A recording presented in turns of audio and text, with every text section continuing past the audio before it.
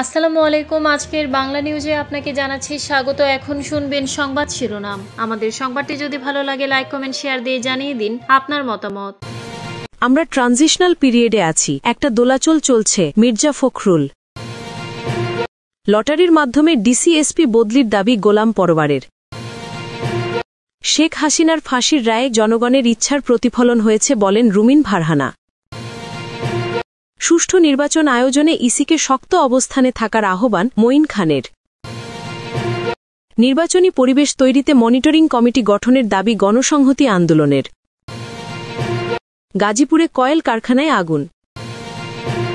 আমরা ট্রানজিশনাল পিরিয়ডে আছি, একটা দোলাচল চলছে। মির্জা ফখরুল দেশের বর্তমান রাজনৈতিক পরিস্থিতিকে ট্রানজিশনাল পিরিয়ড হিসাবে আখ্যায়িত করেছেন বিএনপির মহাসচিব মির্জা ফখরুল ইসলাম আলমগীর। তিনি বলেছেন, নির্বাচন সামনে হলেও এটি কোনো শেষ লক্ষ্য নয়, বরং দেশকে গণতন্ত্রে ফেরানোটাই এখন প্রধান চ্যালেঞ্জ।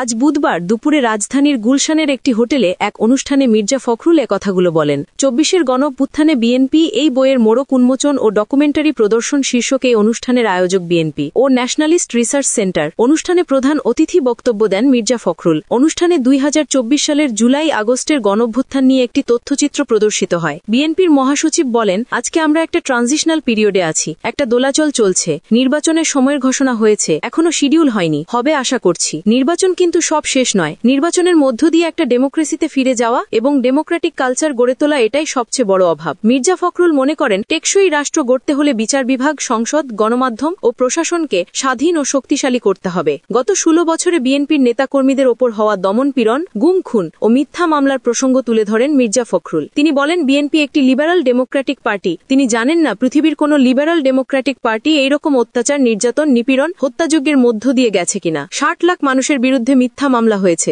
২০,০০০-এর মতো নেতাকর্মী শহীদ হয়েছেন। এগুলো ইতিহাসে আনতে হবে, ডকুমেন্টে আনতে হবে। এসব ঘটনা গবেষণার মাধ্যমে নথিভুক্ত করতে নতুন করে উদ্যোগ নেওয়া হচ্ছে। সংস্কার নিয়ে সাম্প্রতিক বিতর্কের প্রসঙ্গ টেনে বিএনপির দীর্ঘদিনের প্রস্তুতির কথা তুলে ধরেন দলটির মহাসচিব। তিনি বলেন, আজকে সংস্কারের কথা বলা হয় জোরসোরে, অথচ তারা আগেই সংস্কারের দাবি তুলেছিলেন। সংস্কারের দাবিকে কেউ ব্যক্তিগত অর্জন হিসাবে উপস্থাপন করলে তা হবে সংকীর্ণতা। বিএনপি বিপ্লবী দল নয়, বরং লিবারাল ডেমোক্র্যাট হিসাবে সব ধর্ম, বর্ণ, মতের মানুষকে নিয়ে রেইনবো স্টেট গঠনের লক্ষ্যে এগোচ্ছে বলে মন্তব্য করেন মির্জা ফখরুল। তিনি বলেন, বিএনপির অবস্থান পুরোপুরি পরিষ্কার, we are liberal Democrats.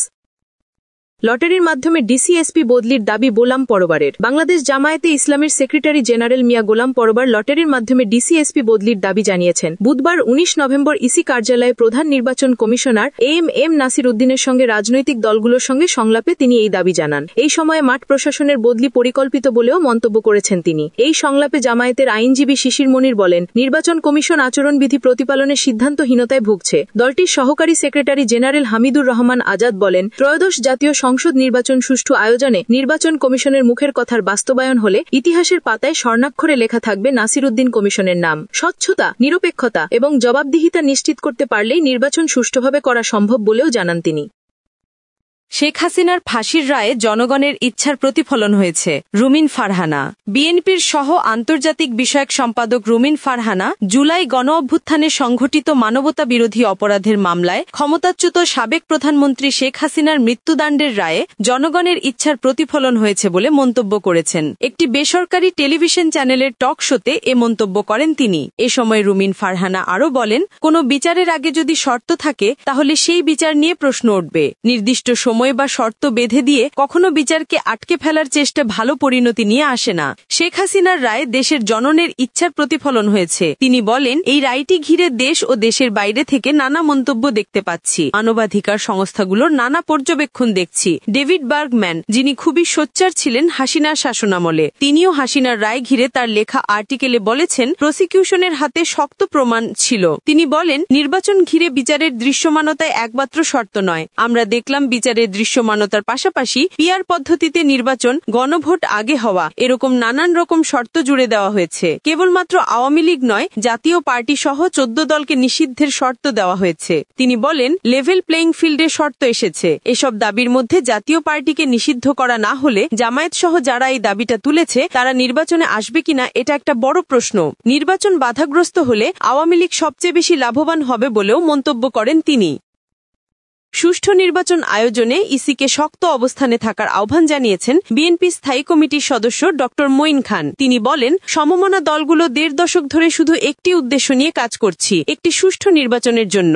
EC শক্ত অবস্থানে থাকুন, সংবিধানই আপনাদের ক্ষমতা দিয়েছে, নতজানু হওয়ার কোনো কারণ নেই। বুধবার নির্বাচন কমিশনের সংলাপে বিএনপির পক্ষ থেকে অংশ নিয়ে ড মঈন খান আরও বলেন, এই মতবিনিময় নতুন কিছু না। আগের আলোচনাগুলোতে একাধারে আমরা সফল হয়েছি বা ব্যর্থ হয়েছি বলবো না, তবে সংলাপের প্রক্রিয়াকে স্বাগত জানাই। প্রার্থীদের করণীয় প্রসঙ্গে ড মঈন খান বলেন, রাজনৈতিক দলের প্রার্থীদের একটাই করণীয়, নিয়মনীতি মেনে নির্বাচন করা।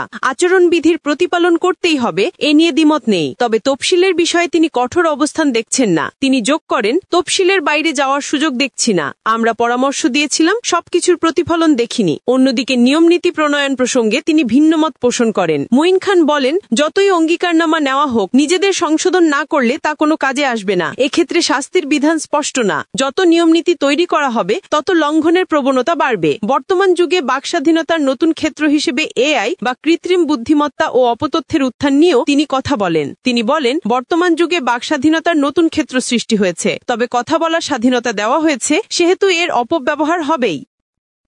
নির্বাচনী পরিবেশ তৈরিতে মনিটরিং কমিটি গঠনের দাবি গণসংহতি আন্দোলনের। নির্বাচনের পরিবেশ তৈরি করাকেই এখন সবচেয়ে বড় চ্যালেঞ্জ মনে করছেন গণসংহতি আন্দোলনের প্রধান সমন্বয়কারী জোনায়েদ সাকি। সেজন্য নির্বাচনী পরিবেশ মনিটরিং কমিটি গঠনের দাবি জানিয়েছেন তিনি। আজ বুধবার রাজধানীর আগারগাঁওয়ে নির্বাচন ভবনে 7টি রাজনৈতিক দলের প্রতিনিধিদের সঙ্গে নির্বাচন কমিশনের সংলাপে তিনি এই দাবি জানান। জোনায়েদ সাকির প্রস্তাবিত এই কমিটিতে সরকার, নির্বাচন কমিশন ও রাজনৈতিক দলগুলোর প্রতিনিধিরা থাকবেন। কমিটির কাজ হবে সংঘাত কমাতে, রাজনৈতিক দলগুলোর মধ্যে সহযোগিতা বাড়ানো। জোনায়েদ সাকি মনে করেন, রাজনৈতিক দলগুলোর সহযোগিতা না থাকলে নির্বাচন কমিশন কেবল আইন শৃঙ্খলা রক্ষাকারী বাহিনী দিয়ে ভালো নির্বাচন করতে পারবে না। অতীতে যখন রাজনৈতিক দলগুলো সহযোগিতা করেছে, তখনই কেবল দেশে ভালো নির্বাচন হয়েছে। অন্তর্বর্তী সরকার আগামী ফেব্রুয়ারিতে ত্রয়োদশ সংসদ নির্বাচন আয়োজনের ঘোষণা দিয়েছে। তার আগে গণপ্রতিনিধিত্ব আদেশ এবং নির্বাচনী বিধিমালা সংস্কার করা হয়েছে। জোটবদ্ধ হলেও দলগুলোর নিজস্ব প্রতীকে অংশগ্রহণের বাধ্যবাধকতা তুলে নেওয়ার সুপারিশ সংলাপে করেন জোনায়েদ সাকি। একই সঙ্গে ব্যালট পেপারে দলের প্রতীক যেন সহজে বোঝা যায়, সেই বিষয়ে উদ্যোগ নিতে ইসিকে পরামর্শ দেন তিনি। জোনায়েদ সাকি বলেন, নতুন দলগুলোর জন্য প্রতীক স্পষ্ট হওয়া খুবই প্রয়োজন। ফেস্টুন, বিলবোর্ড ব্যবহারে নিষেধাজ্ঞা আরোপের বিষয়ে প্রশ্ন তুলে জোনায়েদ সাকি বলেন, ইতিমধ্যেই হাজার হাজার ফেস্টুন এবং বিলবোর্ড লাগানো হয়েছে, যা কমিশন নিয়ন্ত্রণ করতে পারেনি। যেহেতু নির্বাচন কমিশন প্রার্থীর প্রচারের দায়িত্ব নিচ্ছে না, তাই প্রার্থীর জন্য এমন প্রচারের ব্যবস্থা করা উচিত যা একটি ন্যায্য জায়গা তৈরি করে। গাজীপুরে কয়েল কারখানায় আগুন। গাজীপুর সদর উপজেলার শিরিচচালা এলাকার একটি কয়েল কারখানায় অগ্নিকাণ্ডের ঘটনা ঘটেছে। আজ বুধবার বেলা 1:15টার দিকে ফিনিশ নামের একটি প্রতিষ্ঠানের কারখানায় এ দুর্ঘটনা ঘটে। আগুন নিয়ন্ত্রণে ফায়ার সার্ভিসের 7টি ইউনিট কাজ করছে। বেলা 2:30টার দিকে শেষ খবর পাওয়ার পর্যন্ত আগুন নিয়ন্ত্রণে আসেনি। ফায়ার সার্ভিস এবং স্থানীয় একাধিক বাসিন্দার সূত্রে জানা যায়, আজ বেলা 1:15টার দিকে শিরিচচালা এলাকায় ফিনিশ নামের ওই কয়েল উৎপাদন কারখানার গোদামে আগুন লাগে। মুহূর্তেই আগুন কারখানার অন্য স্থানেও ছড়িয়ে পড়ে। এক পর্যায়ে পুরো এলাকা কালো ধোঁয়ায় ছেড়ে যায়। পরে খবর পেয়ে প্রথমে ফায়ার সার্ভিসের 2টি ইউনিট আগুন নিয়ন্ত্রণে কাজ শুরু করে। পরিস্থিতির ভয়াবহতায় সেখানে ফায়ার সার্ভিসের আরও 5টি ইউনিট যুক্ত হয়। গাজীপুর ফায়ার সার্ভিসের উপপরিচালক মোহাম্মদ মামুন বলেন, ইতিমধ্যে আগুন নিয়ন্ত্রণে বেশ কয়েকটি ইউনিট কাজ করে যাচ্ছে।